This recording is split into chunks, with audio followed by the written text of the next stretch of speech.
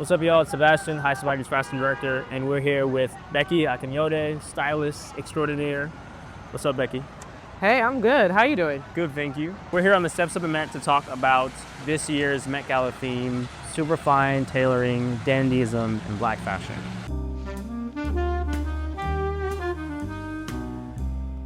Walk us through your style, how you get dressed, the way you think about fashion. And I always love fashion. I was always inspired by my parents and my grandparents. It was just like my family. I'm like Nigerian-American. Yeah. I spent time living in Nigeria. My grandfather was so fly. My uncles and aunts are so fly. Like, I think Nigerians are known to love dressing up. So culturally, it's like in me to love clothes. Yeah. And I think I just took it one step further and was like, okay, I want to be a stylist. This jacket is Christopher John Rogers. The shirt is Wales Bonner, Carrie James Marshall collab. And then the pants and hat I got in Nigeria, in Ondo specifically, at a market, in a stall that's managed by my great aunt. The pants are vintage fabric and so is the hat.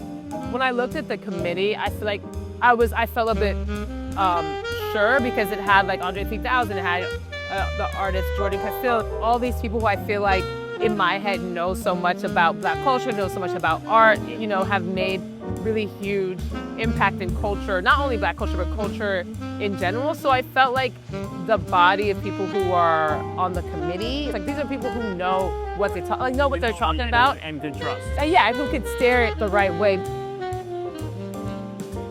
How do we take this moment and the magnitude and the platform that it's going to exist, and how does this interaction become more embedded in, the day-to-days? I think the people that are going to the gala and also the clothing that the Met is actually showcasing is probably going to showcase a lot of Black designers and people who have really forgotten about. When artists and designers and creatives who are been forgotten about in history get a time to be remembered is a great thing. So that being said, who are some designers, brands, for the time that they've been around and been creating collections and participating in the conversation, who do you feel should be in a different place than they are now? Martine Rose, even though she was consultant to Balenciaga, I feel like, there are jobs that she could have got. Rachel was at Diatima. Technically, Diatima is a newer brand, but Rachel's been working in the industry for years. Even like Dewan Dakari. Yes, a huge, it's like, huge name on my list.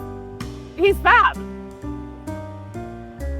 If you were going to this Met Gala, who would you want to be wearing? Oswald Bote. That to me is like that's dandyism. Like colors, the fit is there. He's West African. My West African culture, I try to put that on display. Yeah. So I feel like that's like, dandyism is really true to like your culture. So I feel like that's what I do. Tell us a little bit about how and what that means to you and your work, and some other female dandies that you might see embodying that kind of energy. I don't know why Tiana Taylor on the top of my head. She always had this like menswear, like kind of BBC, like her love of Rick Owens, which is really super tailoring. So she always was dressing. That's the thing about dandyism. It's like, it's not about you started dressing when you got money. It's like you were always fly. Lifestyle. It's a lifestyle. And that's what I think about it is. Like, dandyism is that empowerment that we feel when we put something on, and we know we're the shit, we feel like we're the shit. And then we can also present that without having to say anything. And I think that to me is what Black culture is all about. Well, that was great. Thank you, Becky.